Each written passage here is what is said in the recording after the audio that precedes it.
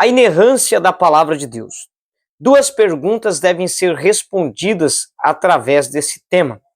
A primeira pergunta é: o que é inerrância? E a segunda pergunta é: qual a importância da inerrância da Bíblia Sagrada? Começando pela primeira pergunta, o que é a inerrância? A palavra inerrância provém de um termo latino, inerrantia, que significa qualidade daquilo que é infalível ou que não contém erros. Então, a doutrina da inerrância é a defesa de que a Bíblia tem uma qualidade de pureza inexplicável. A qualidade de pureza da Bíblia Sagrada é altíssima e nela não contém erros ou falha. Essa é a doutrina da inerrância. Essa é a definição básica do que é a inerrância bíblica. A importância da inerrância é a nossa segunda pergunta. Qual é a importância da doutrina da inerrância bíblica? Veja bem, se a Bíblia não é inerrante, ou seja, se ela contém erros, logo então a segurança da palavra de Deus se esvai. Por que nós devemos crer, taxar como método, como regra para a nossa vida, um livro que é inconfiável por haver nele erros e falhas? Então a inerrância da Bíblia é um ponto decisório para a nossa fé. Se a Bíblia é inerrante, logo então ela é confiável. Se ela não é inerrante, ou se contém nela falhas, logo então ela não é mais um livro confiável e não poderemos mais pautar nela a nossa vivência, a nossa vida, a nossa forma de viver e de ser, e até mesmo a nossa expectativa de um futuro. John Wesley, 1703 e 1791, é o tempo de sua vida, ele fez uma declaração muito linda com respeito à inerrância da Bíblia. John Wesley diz o seguinte: se na Bíblia houver um erro, logo então ela pode ter 1000 erros. Ou seja, se tem um, pode ter 1000. Se há comprovação de um erro na Bíblia, logo então ela se tornou inconfiável e pode ter muitos outros erros como aquele encontrado. A segunda afirmativa dele é: se a Bíblia falhar em algum momento, então ela não provém da verdade. Veja que essas afirmações são categóricas para mostrar que a Bíblia só é confiável se não houver erros e falhas. Se houver um sequer erro ou falha, ela perde a sua confiabilidade. Então, a definição da inerrância é qualidade daquilo que não tem erros. E a importância da inerrância se trata da confiabilidade. Se a Bíblia é inerrante, ela é confiável. Mas se ela contém erros e falha, ela perde a sua confiabilidade. Ok? Partindo desse pressuposto, é bom nós compreendermos a mudança que se deu no cenário teológico com respeito à inerrância da Bíblia. A inerrância da Bíblia era algo indiscutível até o século XVIII e século XX. Até nesse momento, as pessoas aceitavam de bom grado e partia desse pressuposto. Eles estudavam as Escrituras tendo em mente que ela era inerrante e infalível, inspirada a palavra de Deus. Porém, no século XVIII, nós temos a nascência daquilo que chamamos de teologia liberal. O que é a teologia liberal? Já comentado em tópicos anteriores, a teologia liberal é a teologia que ela não está disposta a defender a ortodoxia, a defender as doutrinas, os dogmas da fé cristã, mas estão dispostos a abrir mão deles por qualquer razão, ou por razões muitas vezes superficiais, por questionamentos e especulações totalmente superficiais.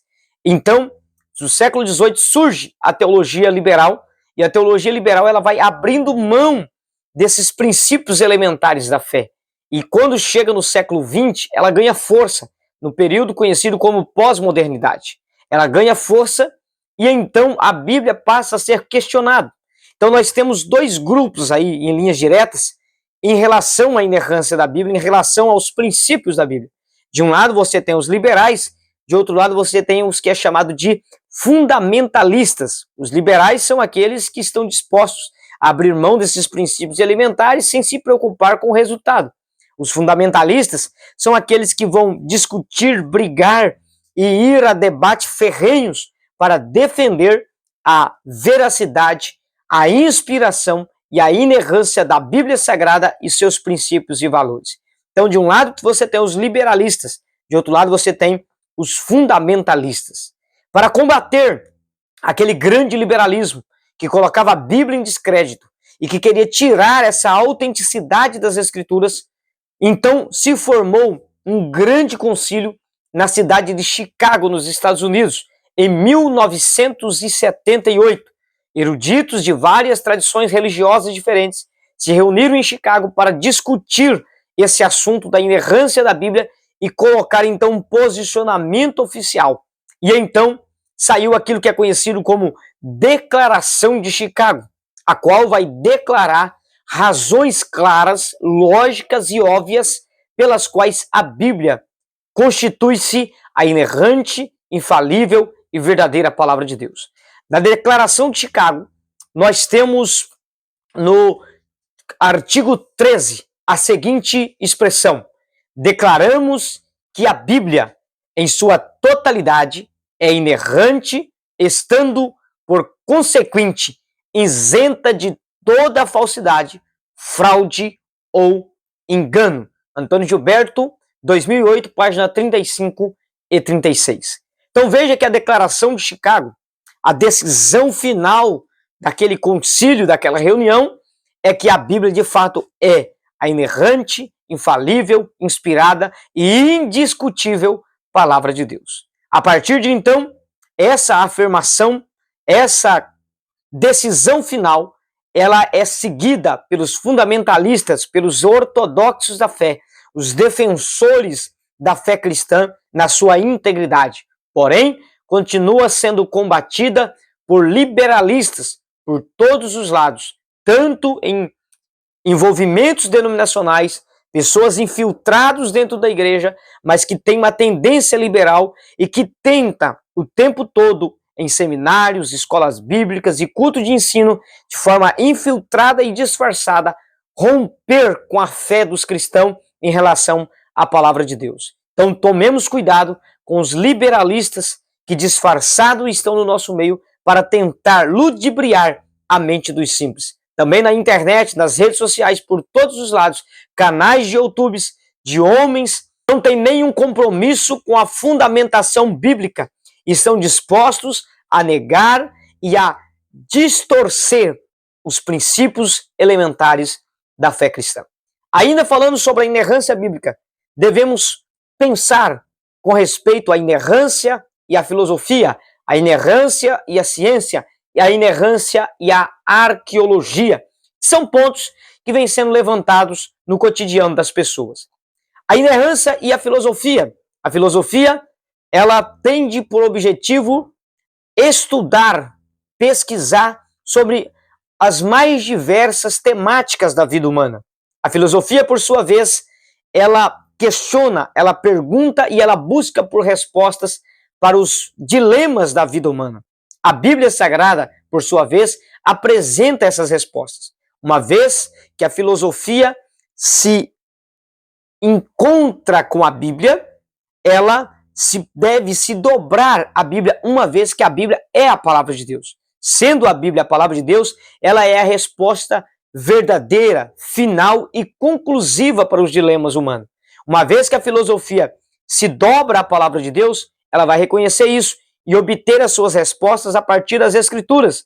E uma vez que a filosofia não se dobra à palavra de Deus, mas a coloca em questionamento, essa filosofia ela é oposta à verdade de Deus e é considerada uma filosofia errônea. E Paulo nos alerta quanto a isso em Colossenses capítulo 2 e o versículo de número 8, dizendo para nós tomarmos cuidado para não sermos presa dessa filosofia que não é uma filosofia verdadeira pautada na palavra de Deus. Com respeito à ciência, para ser verdadeira em suas comprovações, ela precisa comprovar os fatos.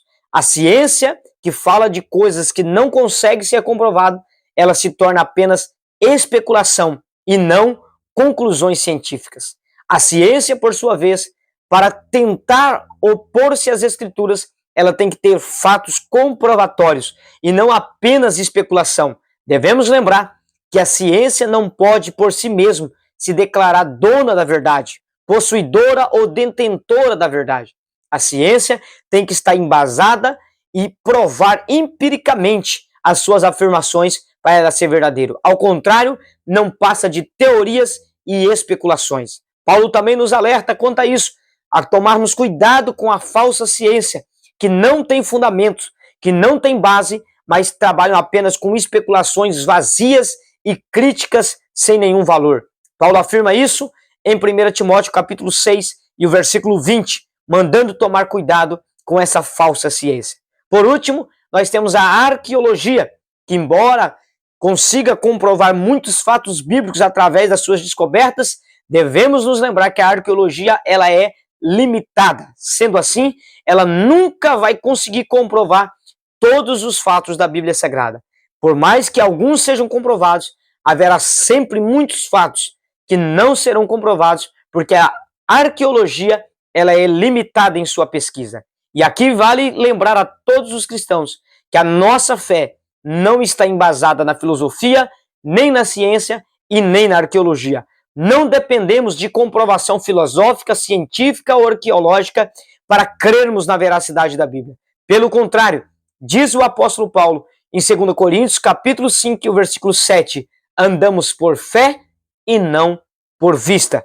Por mais que a filosofia, a ciência e a arqueologia seja importante quando bem embasada para comprovamentos bíblicos, devemos sempre nos lembrar que a nossa fé vai além da filosofia, além da ciência e além da arqueologia.